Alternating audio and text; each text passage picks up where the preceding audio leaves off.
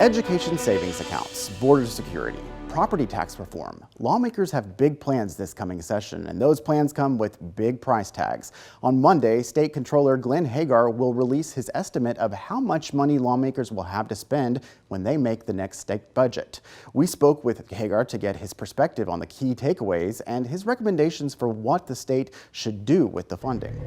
So the upcoming revenue estimate that we're going to give next Monday shows once again that the state legislature will have a large cash carryover balance from this 2-year budget to the next 2-year budget. You may recall that 2 years ago, as we were entering in this session, I was trying to script ahead of time that we were about to enter into a budgeting cycle that was unprecedented, it was historical, it was a once in a lifetime. Now part of that was because revenues coming out of the COVID pandemic were extremely strong, not just here in the state of Texas, but across the nation.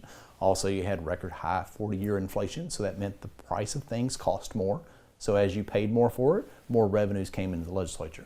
And then also there was a lot of federal money that was poured into the national economy. And so those three factors were 2 years ago, but the factor now is really from the budgeting practices of 2 years ago. The legislature spent a lot of one-time expenses on infrastructure funding, but then also they gave property tax cuts as well. But despite those decisions, they're coming back in with a large revenue cash carryover balance. I think the legislature is going to talk about, obviously, first and foremost, it's going to be public education funding, education savings accounts. That's an important priority for the governor. He's made a significant point about that. So I think they will talk about those two things in conjunction. Will be a large discussion. Also continuing with the growth of the state of Texas, that we continue to have businesses and people move here every single day. I make this point to people all the time in every speech I give.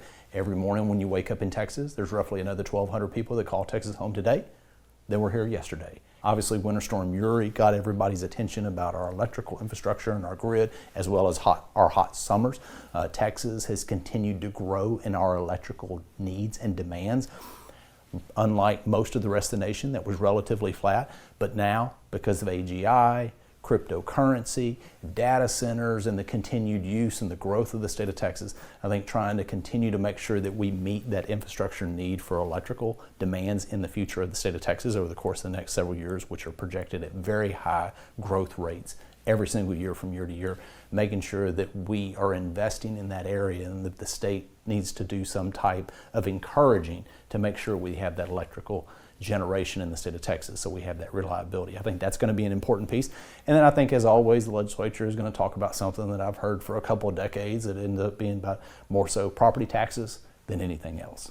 Once again, the legislature here is in a very positive position to make some real kind of monumental decisions and life-changing decisions for Texans, which, if you compare that to other states, some of the other states, unfortunately, they're in deficits right now. So we are in a relatively very strong position compared to other states.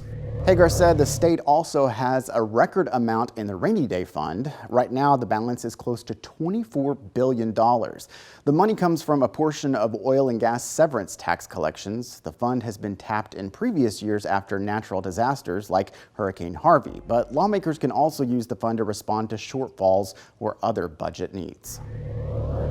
Texas lawmakers are promising change on the heels of several of our investigations. With the next legislative session set to begin, we look at the impact of those reports and the unfinished business ahead at the Capitol.